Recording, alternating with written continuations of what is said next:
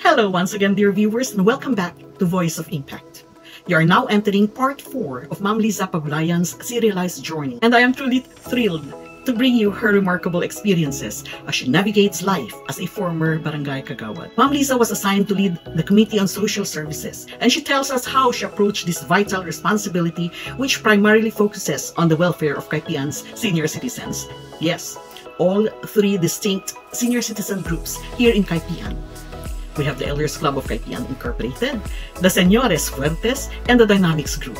So, she tells us about her role in the formative years of the creation of persons with disabilities, and the devoted parents and guardians of PWD individuals. So, join us as we dive into Ma'am Liza's captivating story, which is filled with valuable experiences and insights, right here in part 4 of Ma'am Liza's journey, exclusively on Voice of Impact. Nang second election, ay rank 3. Wow. Tatlong kagawad ako, third kagawad. So, ayun, nag-serve ako on the administration of late Cap Sino Velasco. Yes, Velasco. So, doon nahasa siguro yung aking kakayanan.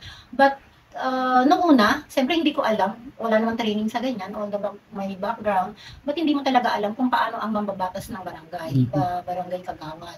So, bibigyan ka ng committee, it's all up to you kung paano mo gagawin ng committee. Ang nabigay na committee sa akin noon, it's social services. Before, ang sabi nila, ang committee daw ay health and social services.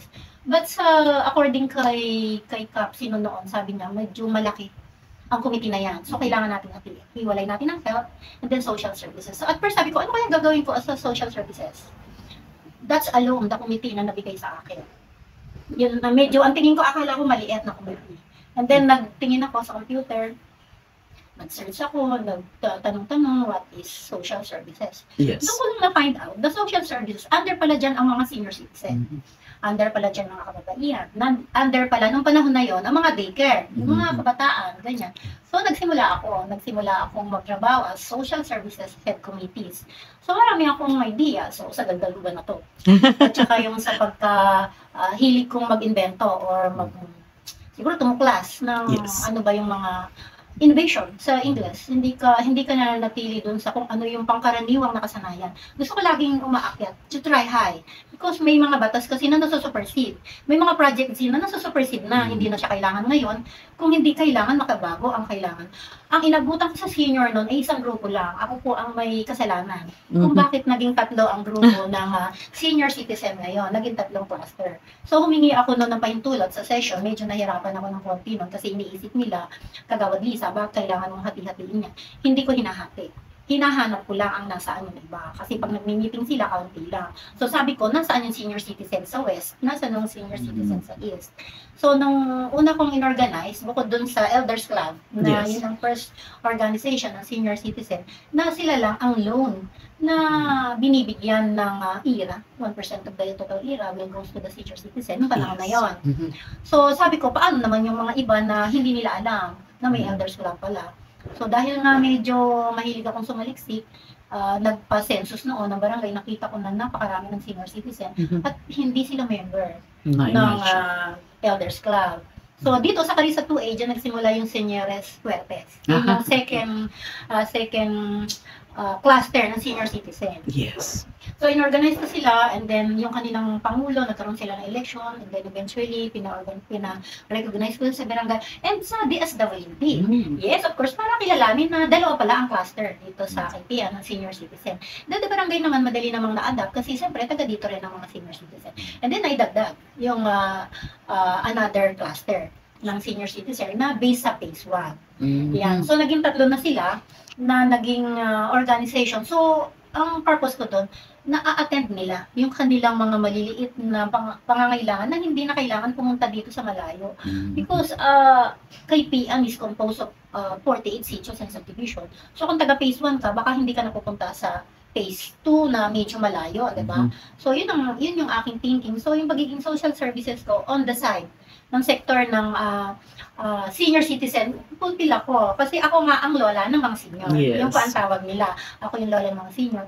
Alam nyo ba, na doon ko na-discover na maaari pala na malibre sa sine. So ako po ay kabahagi ng barangay, ng kapitan at saka syempre ng mga kagawad na i-propose na magkaroon din ng libre ng sine dito ang mga senior citizen. Because ginagawa noon ng Star Mall.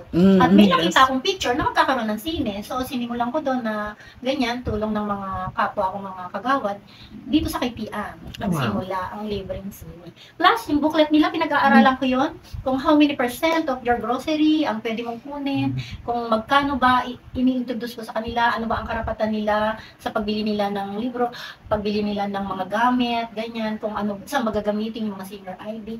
Nung panahon na yun, mayroon pa akong isang, parang legacy na rin sa sarili ko, na pag senior citizen at duty ko, libre sa sedula. Kaya nga, pagka-duty ko, ang daming senior citizen, alam nyo, mura lang. But yung salamat Lisa. Yes, okay. Oo. Pusa ko kasing in-offer. Kasi that's parang 11 pesos. Parang gratis, 11 pesos kung hindi ako nagkakamali. Ang sedula ng senior citizen. Pero dahil pusa ko siyang ibinibigay sa senior na libre, nung panahon na yun, hindi siya sa barangay, kundi kay Lisa siya. On my personal money. Na pag pupunta sila doon, libre sila. Hindi ko alam na ganun siya kasarap sa kanila. Naisip ko lang yon na ano bang may bibigay ko sa inyo. Diba? Na wala man ako may bigay na kayamanan. Ganon. Pero kung 10 pesos lang at duty ko naman, why not? Alam niyo, hindi nila nakalimutan. Yes, for sure yun. Nakakatuwa. So, isa yun. So, sabi ko nga sa mga senior, plus yung mga pangangailangan nila, socialization, yun yung parang na-invest ko sa kanila, may edad na kayo, sabi ko ganyan, yung mga nakatago mga damit nyo sa bawal, ilabas na yan. Tinuruan ko sila gawa ng mga bracelet, mga hika, parang maging kikay. Yes. Tapos yung pag-birthday kung ani, yung may birthday ngayong February or anong buwan, ano kayo, yung mga mag-birthday kayo, everybody's birthday. So kakanta sila, sasayaw, but ang nag-discover ko lang, very short lang dapat ang program sa senior citizen. Kasi maiksi lang yung kanilang, madali silang mapagod, inaanto. So, habang pagbungad mo ng project, dire-diretso na yan. Kasi madalas mag-stop na sila. So, habang masaya pa sila, kakanta, sasayaw. At ang mga sayaw, yung mga ganyan-ganyan. Ballroom type. Yes. At yung mga kanta, yung mga so, na-enjoy ko talaga yung pagiging committee ko ng social services. Mayroon pa ako na mas special doon, yung pag-organize ko ng person with disability. Yes, PWD. I see, okay. I am the founder. Tell us about it. Yes. Nung una, kasi hindi open sa society, na yung anak mo ay special. Ayaw mo siya ilabas. Ayaw malaman ng kapitbahay mo na yung anak mo ay special. Diba? Hindi nakakarinig, hindi nakikita, hindi putol yung paan niya, putol yung kamay niya. That is by physically. But merong PWD na kung minsan hindi masyadong makakita, minsan hindi makarinig, tapos yung hindi makapagsalita.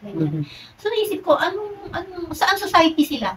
Di ba? Parang naisip ko lang, saan sila na-belong? Kasi ako, nasa sektor ako ng di ba, ng HOA. Ang senior, may sector sila, ganyan. Ang magsasaka, may sector sila sa pagbubukid, di ba? Ang transport, tricycle driver, may sector sila, transport, di ba? May kanya-kanyang sektor. Sabi ko, saan kaya nabibilong ang mga to? And then, nag-found out na pumunta ako sa CSWD, sa city.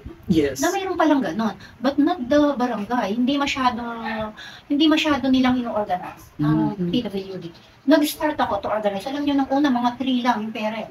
3, 4 lang ang parent na pumapayag silang mag-organize kami ng person with disability. Hindi ko talaga alam what is that. But naisip ko lang, saan sektor ko sila yahanay, di ba? Hindi sila pwede sa magsasaka, hindi sila pwede sa saan sila? So, alam niyo, mayroon palang sektor na gano'n. So, sa sarili ko lang, mga kaibigan ko yung mga bata na deaf, gano'n, yung hahabaan yung pasensya mo, kinukulit ka, hinihila yung damit mo, tumutuloy yung laway niya, yung mga gano'n, na used to it ako na makasama ko sila. And then, yun, nagkaroon ng election, nagkaroon ng una yung parang interim, and then, pinarecognize namin sila, at siyempre, nandiyan yung barangay captain with the permission sa CSWD, and then na-acknowledge sila.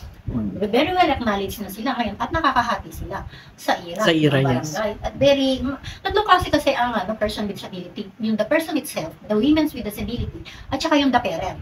Tatlo silang cluster, but kahit na ito lang, person with disability lang, ang organization. But there's a women's, and there is a parent of the person. Kasi hindi sila special, but yung anak nila special, all the time, all the effort, all the patient. So parang mayroon ding programa si gobyerno para sa kanila. One of my special dun sa panahon na panunungkol ako bilang kagawad ng military under the Committee on Social Services Ayun. So there you have it, dear televiewers. So stay tuned for the captivating story of part 5, which is coming up next in the Liza Pagulayan's serialized episode on Voice of Impact. This is your host, Judy Bello Fabian, saying, see you on the next vlog.